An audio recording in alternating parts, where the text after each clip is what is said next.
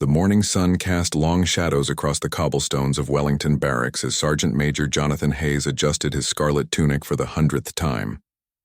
Today was not just any ordinary day of ceremonial duty. April 29, 2011 would mark the most watched royal wedding in decades, and he was responsible for ensuring that every single guardsman under his command would perform flawlessly. The red uniforms hung in perfect rows, each one inspected 3 times the previous evening. These weren't just costumes or decorative clothing. Each scarlet tunic represented centuries of British military tradition, worn by men who had served the crown through wars, celebrations, and everything in between. The bright red wool had been specially treated and pressed until it gleamed like fresh blood in the morning light. Hayes had been selected as one of the senior non-commissioned officers for this momentous occasion after 22 years of distinguished service. He had guarded Buckingham Palace during state visits, stood watch during the Queen's birthday celebrations, and maintained his post through rain, snow, and blazing summer heat.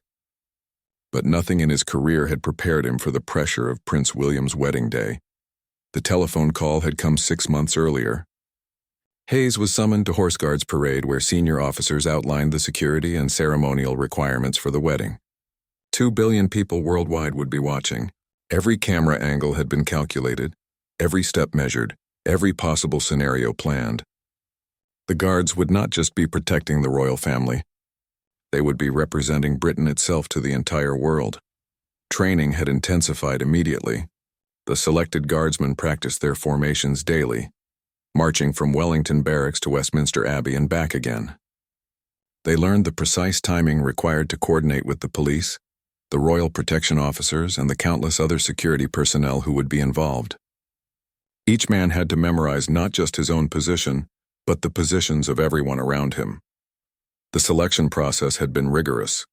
Only the most experienced guards were chosen, men who had proven themselves capable of standing motionless for hours regardless of weather conditions or distractions. Physical fitness was essential, but mental discipline was even more important. A royal guard could not scratch an itch, swat a fly, or react to anything happening around him while on duty. Hayes walked through the barracks, inspecting each uniform one final time. The bearskin hats sat on wooden blocks, their black fur brushed until it shone. These magnificent headpieces weighed nearly 2 pounds each and stood 18 inches tall, made from the fur of Canadian black bears.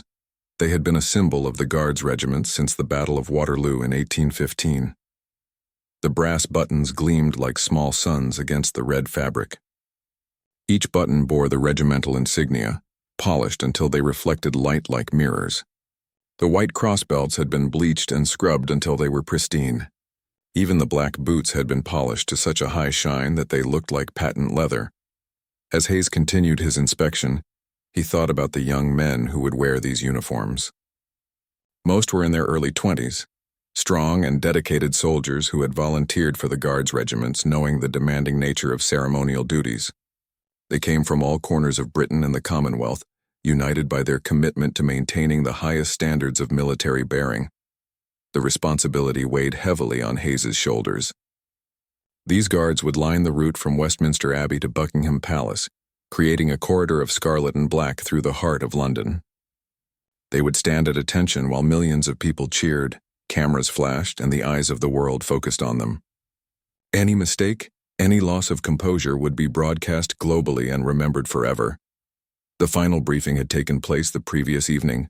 Maps were spread across tables showing every position along the processional route. Radio frequencies were tested and retested. Emergency procedures were reviewed once more. The guards had been reminded that they were not just soldiers that day, but ambassadors for British military tradition and royal pageantry. Hayes checked his watch. In 3 hours, these men would begin taking their positions along the streets of Westminster. The crowds were already gathering, some having camped overnight to secure the best viewing spots. Television crews from around the world were setting up their equipment, ready to capture every detail of the ceremony and procession. The weather forecast called for clear skies and mild temperatures, perfect conditions for the outdoor ceremony. Hayes was grateful for this small blessing. Rain or strong winds could make the day even more challenging for the guards, who would need to maintain their rigid posture regardless of conditions. As he completed his final rounds, Hayes felt a mixture of pride and nervous anticipation. These men were ready. They had trained for months, preparing for this single day when they would help create one of the most memorable royal celebrations in modern British history. The scarlet uniforms represented not just military tradition, but the living connection between Britain's past and its future. The alarm clock in the corner of the barracks showed 5:30 a.m. In 30 minutes, the guards would begin their final preparations, transforming from ordinary soldiers into the magnificent figures who would stand guard over a royal wedding that would be remembered for generations to come. The changing room buzzed with quiet efficiency as 36 guardsmen began the methodical process of dressing in their ceremonial uniforms. Private Marcus Thompson, 23 years old and originally from Yorkshire, carefully lifted his scarlet tunic from its hanger. This would be his first major royal occasion, and his hands trembled slightly as he began the complex routine of getting dressed. The process could not be rushed. Each element of the uniform had to be positioned perfectly, and the guards helped each other achieve the exacting standards required. Thompson's roommate, Corporal David Chen, had participated in the Queen's birthday parade twice before and guided the younger soldier through each step.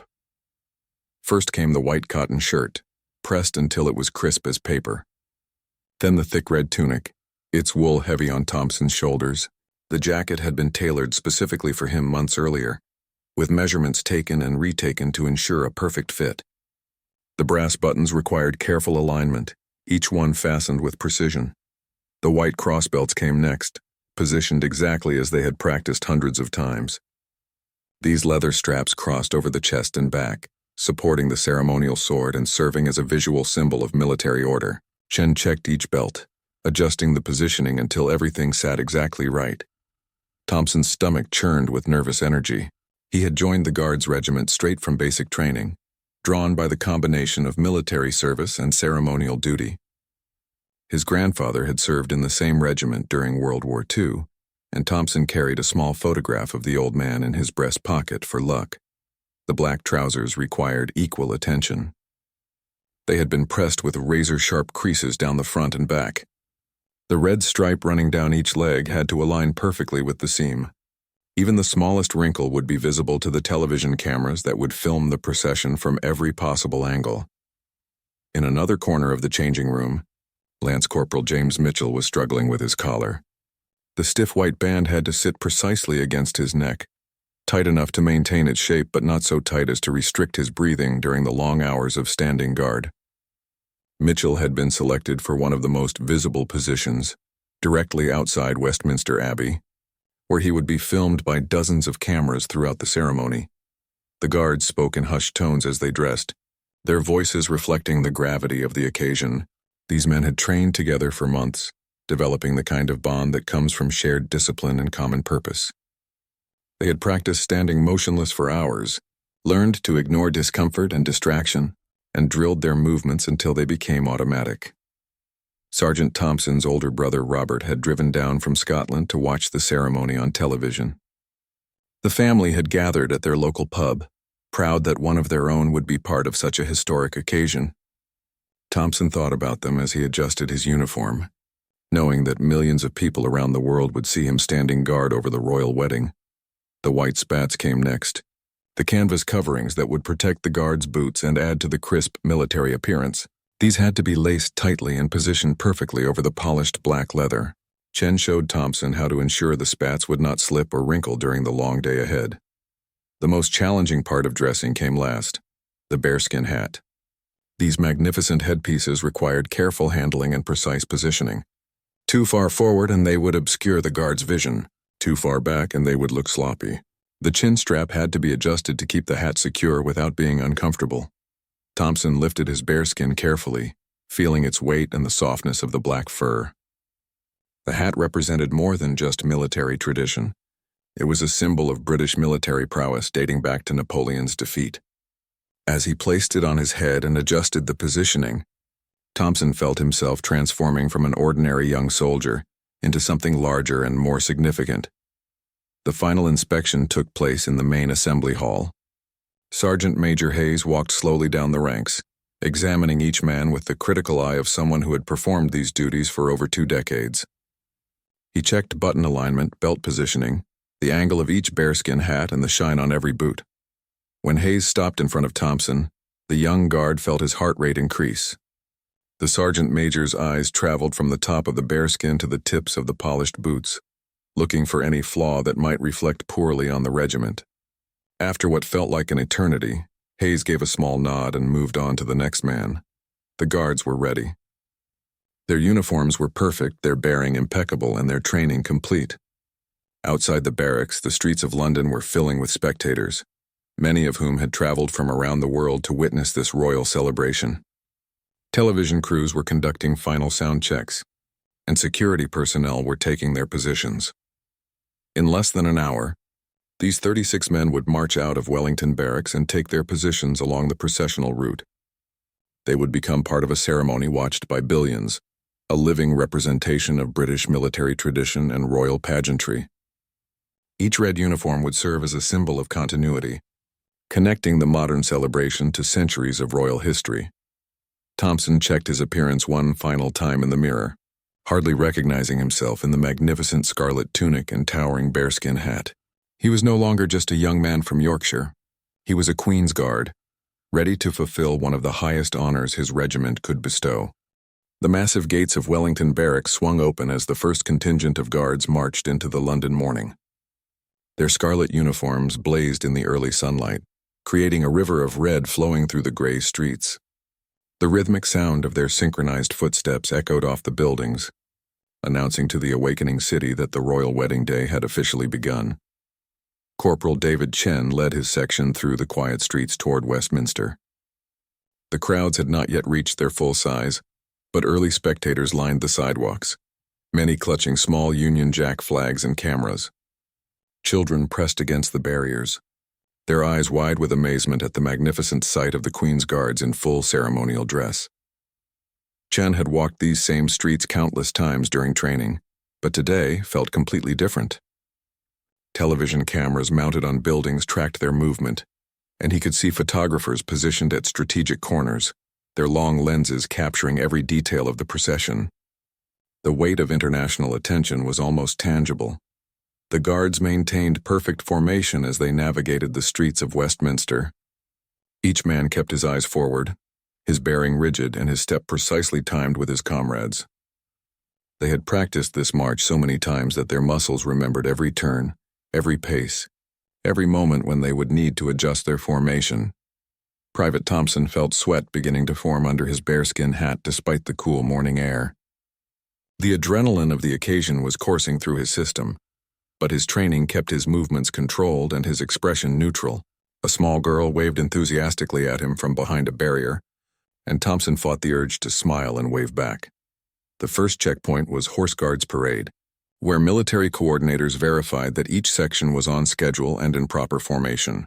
Radio chatter crackled through concealed earpieces as security personnel confirmed that all positions were being filled according to plan. The precision required was extraordinary. Any delay or mistake could disrupt the carefully choreographed events that would follow. As they approached Westminster Abbey, Chen could see the transformation that had taken place overnight. The historic church was surrounded by elaborate decorations, television scaffolding, and security barriers. Red carpets had been laid out, and flowers arranged in magnificent displays. The abbey looked like something from a fairy tale, ready to host one of the most watched weddings in history. The guards were positioned at carefully measured intervals along the processional route. Each man had been assigned a specific location marked during the previous day's rehearsal. They would create a corridor of scarlet extending from the Abbey to Buckingham Palace, ensuring that the royal couple would be surrounded by military pageantry throughout their journey. Lance Corporal Mitchell took his position directly outside the Abbey's main entrance, where he would have a perfect view of the arriving guests and the royal family. This was both an honor and a tremendous responsibility. Every camera filming the ceremony would capture him in the background, and any lapse in his bearing would be noticed by millions of viewers. The crowds were growing larger by the hour. People had traveled from across Britain and around the world to witness this celebration. Many had camped overnight, spreading sleeping bags on the pavements and sharing thermoses of tea as they waited for the festivities to begin. The atmosphere was festive and excited, with strangers sharing snacks and stories as they claimed their viewing spots. Thompson watched from his peripheral vision as television crews conducted final equipment checks. Reporters from dozens of countries were preparing for live broadcasts that would beam images of the ceremony to viewers in every corner of the world. The technical complexity was staggering, with satellite trucks, cable runs, and communication equipment filling every available space. The guards had been briefed extensively about the expected crowds and the international media attention. They were reminded that their behavior would reflect not just on their regiment, but on the British military as a whole. Every photograph and video clip would be scrutinized, shared on social media, and preserved in news archives forever. Chen thought about his family back in Hong Kong, who would be staying up late to watch the ceremony on television. His mother had been so proud when he joined the Guards Regiment, and today she would see him playing a role in royal history. The thought gave him strength and helped him focus on the long day ahead. The security presence was massive but mostly invisible to the general public. Plainclothes officers mingled with the crowds, rooftop snipers maintained overwatch positions, and bomb disposal experts had swept every inch of the processional route. The guards were just one element of an elaborate security apparatus designed to ensure the safety of the royal family and the thousands of spectators. As the morning progressed, the guards maintained their positions with unwavering discipline. They stood motionless despite the growing noise and activity around them, their scarlet uniforms serving as beacons of stability in the midst of controlled chaos. Photographers captured them from every angle, but the guards' expressions remained impassive and professional. Mitchell could see the first VIP vehicles beginning to arrive at the Abbey. Distinguished guests from around the world were taking their seats for the ceremony, including heads of state, members of other royal families, and celebrities from entertainment and sports.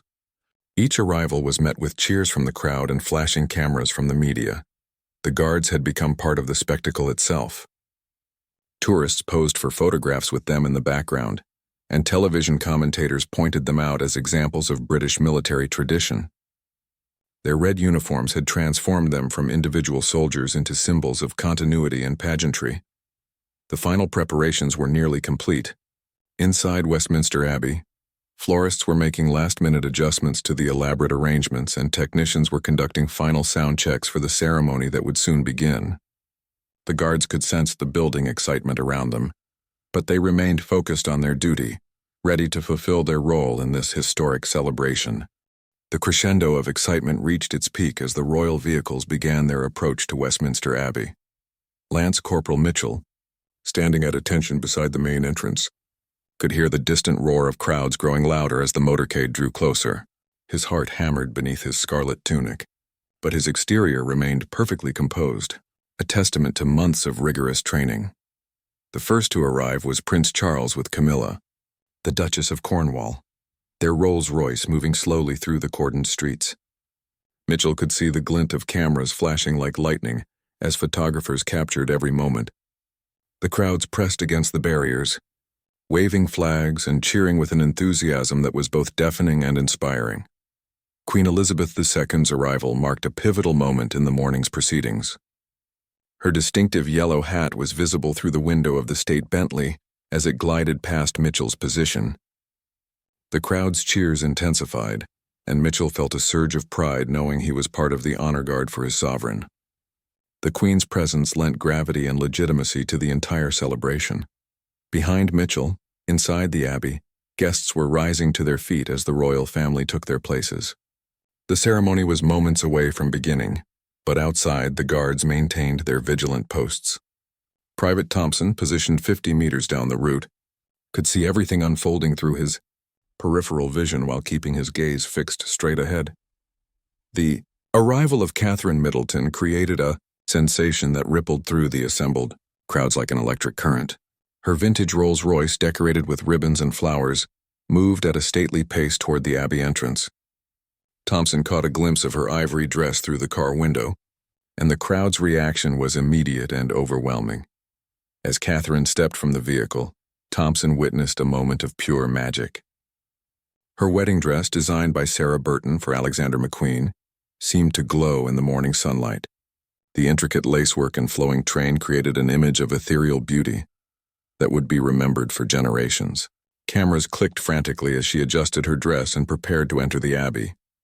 The guards had been briefed about this moment during their training. They were told that Catherine's arrival would likely generate the most intense crowd reaction of the day, and they needed to be prepared for the noise and excitement without allowing it to affect their bearing. The crowd's enthusiasm was intoxicating, but the guards remained focused on their duty.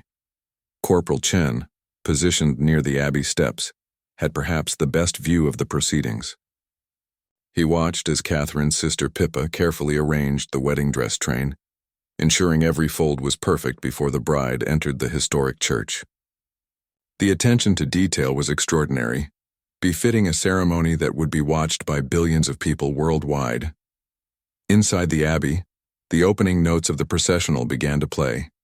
The guards outside could hear the music faintly through the ancient stone walls, and they knew that history was being made just meters away from their positions. Prince William was waiting at the altar, and soon he would be married to the woman who would become the Duchess of Cambridge. The guards had studied the timeline extensively during their preparation. They knew exactly when each part of the ceremony would take place, how long it would last, and when they could expect the royal couple to emerge as husband and wife. This knowledge helped them pace themselves for the long hours of standing that lay ahead. Mitchell could see television cameras positioned on every nearby rooftop and building. Commentators were providing live narration in dozens of languages, describing not just the ceremony, but also the pageantry surrounding it. The guards in their magnificent red uniforms were frequently mentioned as examples of British military tradition and royal protocol. The crowd had settled into a respectful quiet as the ceremony began inside the Abbey. Those fortunate enough to be close to the guards could occasionally hear fragments of the service through external speakers, but mostly they waited in anticipation for the moment when the newlyweds would emerge and begin their procession to Buckingham Palace. Thompson thought about the significance of his role in this historic moment. Royal weddings were rare events, and this particular celebration had captured the imagination of people around the world. The love story between Prince William and Catherine had been followed closely by the media, and their wedding represented hope and continuity for the British monarchy. The guards had been reminded that they were not just protecting the royal family during the ceremony. They were also preserving centuries of military tradition. The scarlet uniforms they wore connected them to countless generations of soldiers who had served the crown through wars, celebrations, and state occasions. Each guard carried the weight of that history on his shoulders. Chen noticed how the crowd's mood had evolved throughout the morning. What had begun as excited anticipation had transformed into something more reverent and emotional. Many spectators were crying tears of joy, moved by the romance and pageantry of the occasion. Children sat on their parents' shoulders, wide-eyed with wonder at the spectacle unfolding before them. The guards could sense that the ceremony inside the Abbey was nearing its conclusion.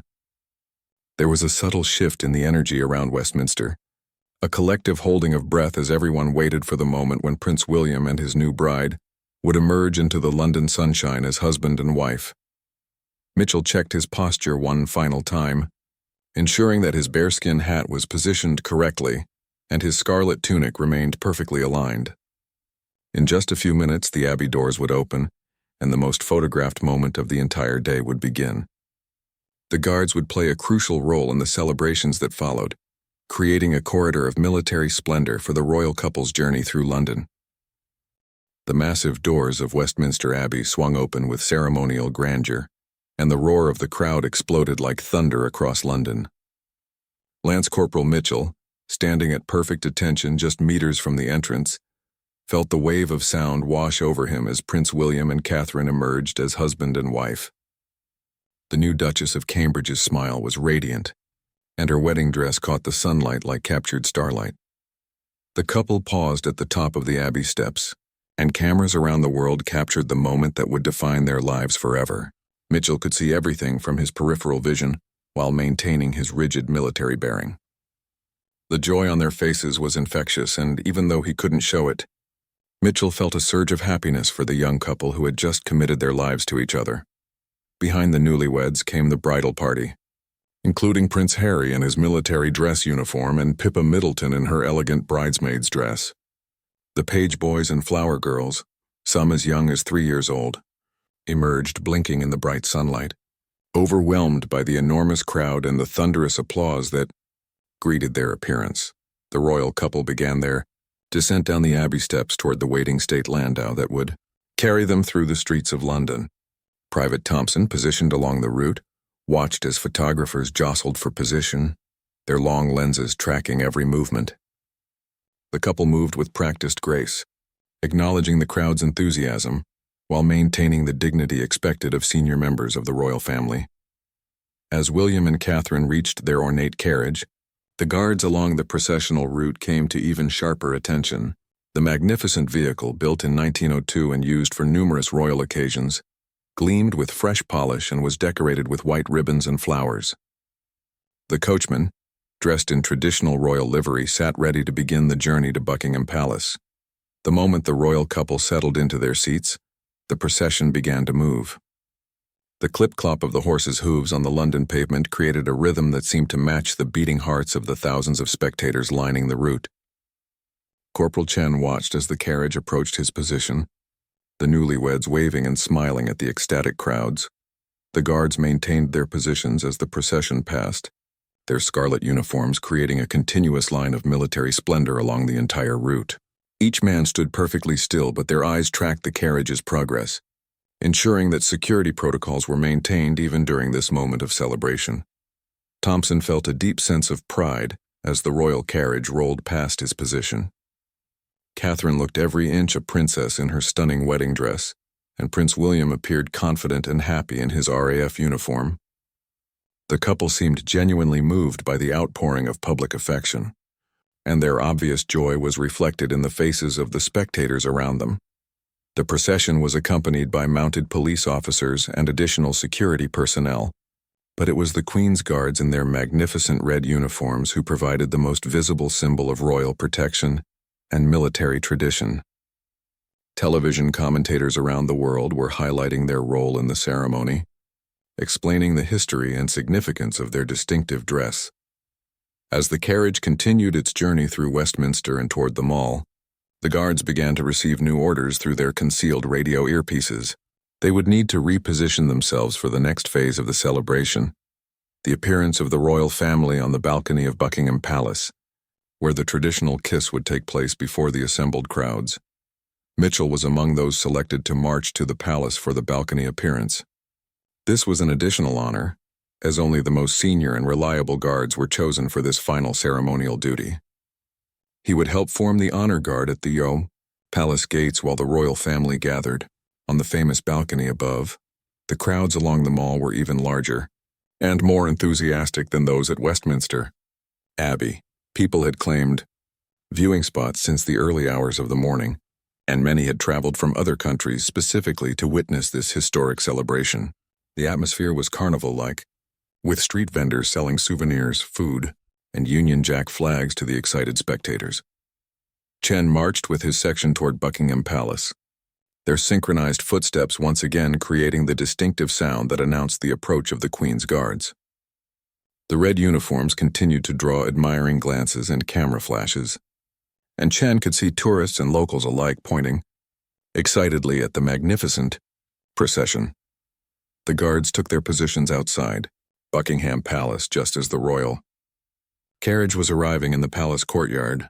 The timing was perfect, demonstrating the precise coordination that had been planned and rehearsed for months. Every element of the day's celebrations had been choreographed to create maximum impact and ensure the safety of the royal family. Thompson found himself positioned directly in front of the palace gates, where he would have an unobstructed view of the balcony appearance. The crowd behind him was enormous, stretching back through St. James's Park and down the Mall as far as the eye could see. The anticipation was building toward the moment everyone was waiting for, the traditional balcony kiss that would officially conclude the public portion of the wedding celebration. Inside the palace, the royal family was gathering for photographs and preparing for their appearance on the famous balcony. The guards outside could hear the distant sound of celebration from within the palace walls, where the wedding reception was already beginning. Soon, Prince William and Catherine would emerge above them, officially presenting themselves to the British public as husband and wife. The guards stood ready for this final act of the ceremonial day, their red uniforms a symbol of continuity and tradition in a celebration that bridged Britain's royal past with its future. They had played their part perfectly, helping to create one of the most memorable royal occasions in modern British history. The crowd's anticipation reached fever pitch as movement was detected behind the famous windows of Buckingham Palace. Private Thompson, standing at perfect attention before the palace gates, could feel the electric energy radiating from the hundreds of thousands of people gathered in the mall. The sea of Union Jack flags rippled like waves in the breeze, and cameras were raised in unison as everyone prepared for the balcony appearance. The first figures to emerge onto the balcony were the Queen and Prince Philip, their presence immediately recognizable to the crowd below. A tremendous cheer erupted from the assembled masses, acknowledging the sovereign who had reigned for nearly 60 years and witnessed countless royal celebrations from this same balcony. The Queen wore a striking yellow outfit that made her easily visible to the distant spectators. Prince Charles and Camilla followed, taking their positions on the historic balcony that had been the stage for so many pivotal moments in British royal history. The Duchess of Cornwall's elegant outfit complemented the solemnity and joy of the occasion, and the crowd's cheers intensified with each new royal appearance. Lance Corporal Mitchell, positioned with clear sight lines to the balcony, maintained his rigid military bearing while witnessing this extraordinary moment in royal history. Through his peripheral vision, he could see photographers with enormous telephoto lenses capturing every gesture and expression from the royal family members as they gathered for the traditional post-wedding appearance. The moment everyone had been waiting for finally arrived as Prince William and Catherine stepped onto the balcony together.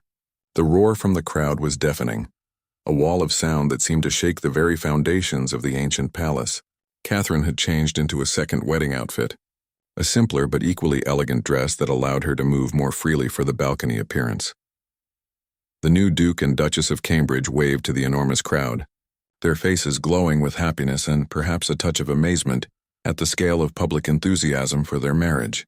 The couple had clearly been moved by the outpouring of affection they had received throughout the day, from the crowds at Westminster Abbey to the thousands lining the processional route. Corporal Chen watched as the royal family arranged themselves along the balcony railing, creating the perfect composition for the photographs that would appear on front pages around the world the following morning. The Queen stood in the center, flanked by the newlyweds and other senior members of the royal family, all of them acknowledging the massive crowd below. The traditional balcony kiss was the moment the crowd was most eagerly anticipating. This custom, which had become an essential part of royal wedding celebrations, would officially conclude the public portion of the ceremony and provide the iconic image that would define the day in popular memory.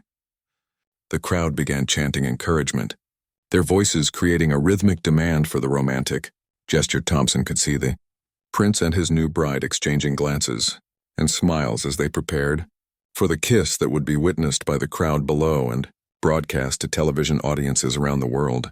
The moment seemed to stretch endlessly, building tension and excitement among the spectators who pressed against the barriers for the best possible view. When Prince William finally leaned in to kiss his bride, the crowd's reaction was explosive. Cheers, applause, and the waving of thousands of flags created a spectacle of public celebration that perfectly captured the joy and romance of the royal wedding. The kiss itself lasted only a few seconds, but it provided the perfect climax to a day of unprecedented pageantry and celebration. The guards maintained their positions throughout the balcony appearance, their red uniforms providing a stable visual anchor amid the chaos of celebration around them. They had been trained to remain focused even during moments of high emotion and excitement, and their professional bearing added dignity and tradition to the joyous scenes unfolding around Buckingham Palace. As the royal family continued to wave and acknowledge the crowd from the balcony, Thompson reflected on the extraordinary day he had just experienced. From the early morning preparations at Wellington Barracks to this climactic moment at Buckingham Palace, he had played a small but significant role in one of the most watched royal celebrations in history. The guards had performed flawlessly throughout the entire day, maintaining their composure and military bearing despite the enormous pressure and international attention. Their scarlet uniforms had provided a continuous thread of military tradition throughout the celebrations, connecting the modern royal wedding to centuries of British ceremonial history. Mitchell could see television crews from around the world, broadcasting live from the mall, their commentary describing not just the royal family's appearance, but also the magnificent spectacle of the crowds and the ceremonial elements that had made the day so memorable. The Guard's role in creating this pageantry was being recognized and appreciated by audiences around the globe. The afternoon sun was beginning to cast longer shadows across the palace forecourt, and the Guards knew that their ceremonial duties for the day were nearly complete. Soon they would be dismissed from their positions and could begin the process of removing their formal uniforms and returning to their regular duties at Wellington Barracks. But for now, they remained at attention, guardians of tradition and symbols of military excellence, as the royal family continued their balcony appearance and the crowds below celebrated this historic royal wedding.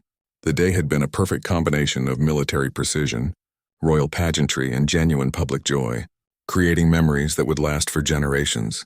The balcony appearance continued for several more minutes, allowing the royal family to fully acknowledge the enormous crowd and the international audience watching on television. Each wave and smile was captured by hundreds of cameras, creating images that would become part of the historical record of this remarkable day. As the royal family finally withdrew from the balcony and disappeared back into Buckingham Palace, the enormous crowd began to slowly disperse, their voices still buzzing with excitement and wonder at what they had witnessed.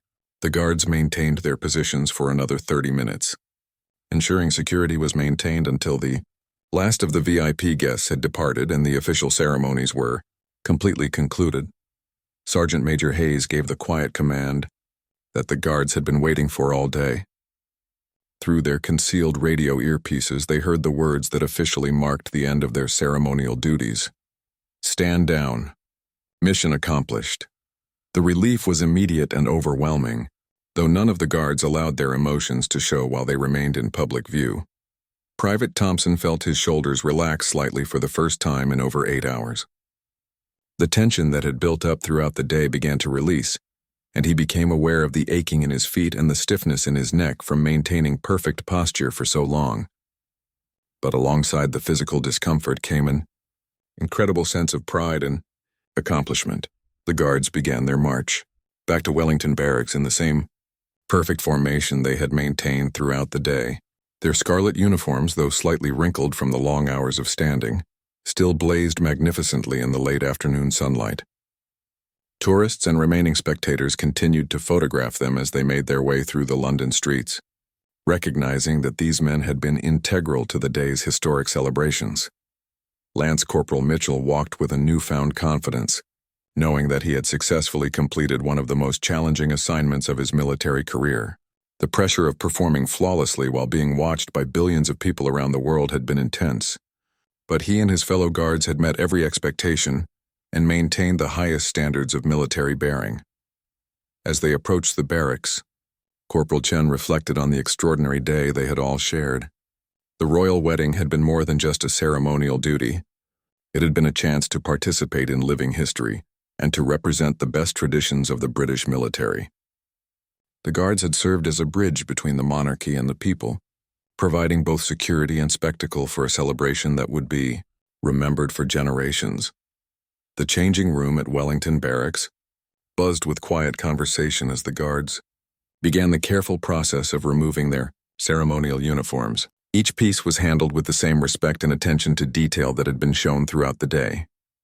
The scarlet tunics were hung with care, the bearskin hats returned to their protective blocks, and the brass buttons checked for any damage from the day's activities. Thompson looked at himself in the mirror as he removed his uniform, hardly believing that the ordinary young man from Yorkshire had played such a significant role in one of the most watched events in modern British history. His family would have seen him on television, standing guard at Westminster Abbey and Buckingham Palace, representing not just his regiment but his country on the world stage. The uniforms would be cleaned, pressed and prepared for the next ceremonial occasion, continuing the cycle of service that had defined the Guards' regiments for centuries.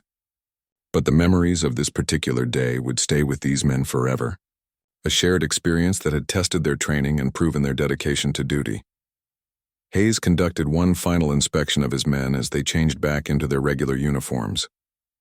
Throughout the entire day, not one guard had broken ranks, lost composure, or failed to meet the exacting standards expected of the Queen's Guards. The sergeant major felt immense pride in the performance of his soldiers and knew that they had upheld the finest traditions of their regiment. As evening fell over London, the guards gathered in the mess hall for a well-deserved meal and the chance to finally discuss the extraordinary day they had shared. The conversation was animated but respectful, with each man sharing his perspective on the historic events they had witnessed while maintaining their professional duties. The television in the corner showed news coverage of the royal wedding, with commentators praising every aspect of the ceremony and celebrations. When footage of the guards appeared on screen, the room fell silent as the men watched, themselves performing their duties with the precision and dignity that had made them the envy of military units around the world. Thompson received a text message from his family back in Yorkshire, telling him how proud they were to have seen him on television during the royal wedding coverage. Similar messages were arriving for guards throughout the barracks, from families and friends who had watched the ceremonies and recognized their loved ones among the scarlet uniformed figures standing guard over Britain's royal celebration. The day had been a perfect demonstration of military excellence, royal pageantry, and public celebration coming together to create something truly magical. The guards in their magnificent red uniforms had played an essential role in making Prince William and Catherine's wedding a day that would be remembered as one of the greatest royal celebrations in British history. As the guards settled in for the evening, they knew that they had been part of something extraordinary. Their red uniforms had become symbols of British tradition and military pride, worn by men who had proven themselves worthy of guarding their nation's most precious institutions. The royal wedding was over, but the memory of their perfect performance would last forever, a testament to the enduring power of duty, discipline, and dedication to service.